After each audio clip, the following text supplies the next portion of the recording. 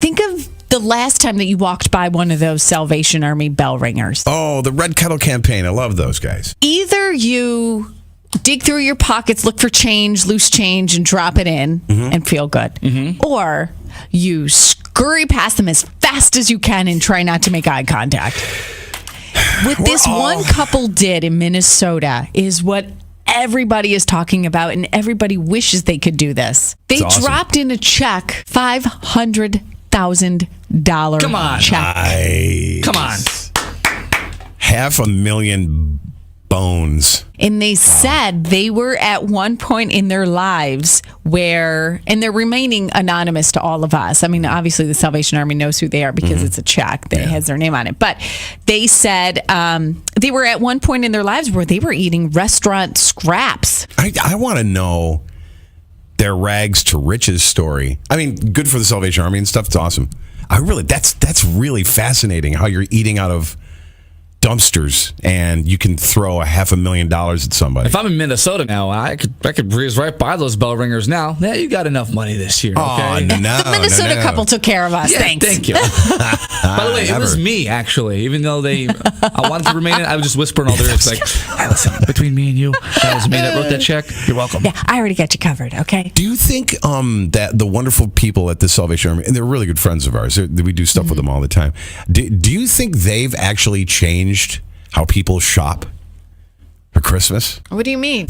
You know, like, okay, so you walk into the mall, dingy dingy dingy dingy ding, yeah, you drop a buck in, yay, and then you go in, and then on your way out, you're like, you're like, oh no, I got to get all my shopping done in one swoop, so I don't feel bad when I go back past another kettle again. Or if like you think you're in the clear, you go in, right? You drop maybe even a 5 if you're feeling really generous. Sure. And then you're in for just a couple minutes in the mall, you think, and then you come back out and it's a different person. They switch. You're like, what?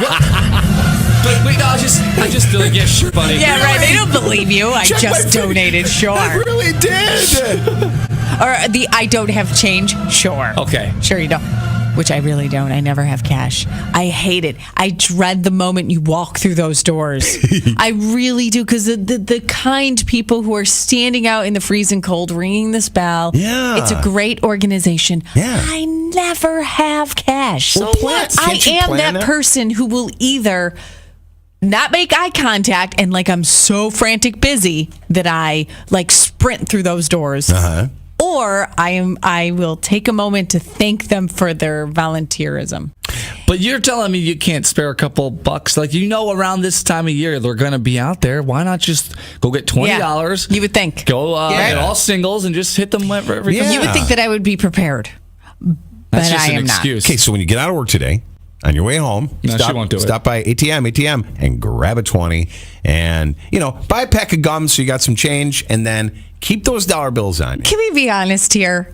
Can we not pretend that we're all the righteous one? Because you get hit up not only every single entrance into the mall. You get hit up at every grocery store you go to. I went to a pet store the other day, and the lady's like, would you like to donate an extra $1 to take care of the poor, weak dogs who are homeless and they can't eat and nobody cares for them and they're ill and sick and skinny and you could see their rib bones?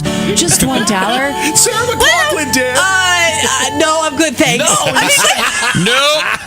Wait a second. If you could just speak into the voice decoder and say, I'm not giving anything to the hungry kids. It's horrible. You feel horrible. And whatever comes out of your mouth to decline, because you can't give to every single person that's going to hit you up. It's true. I unfortunately, if you're standing on the corner asking for money, I will not do that. But I will tell you, go to Booth Haven, which is Salvation Army's amazing facility, and they're going to hook you up with whatever you need. Oh, you're talking about the guy standing in the corner, the woman. Okay. Yeah, right. But I do give my fair share of the Red Kettle and stuff like that.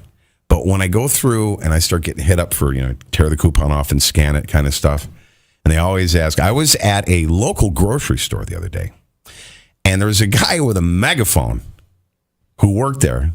It's like, okay, people, half an hour to make your goal, half an hour to make your goal. He was talking to all the cashiers.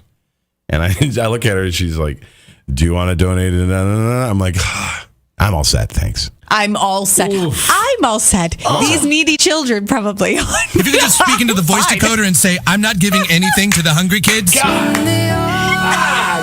Like whatever you use as your excuse to say no is so not right. But if you say no, thank you, that's kind of like rude.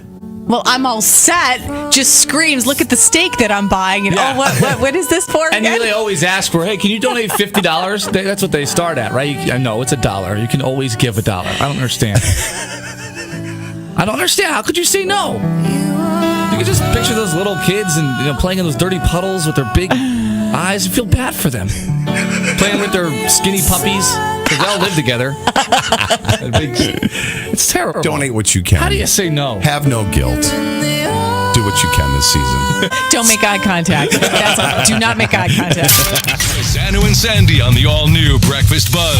Everything, all the time. 98.9 The Buzz.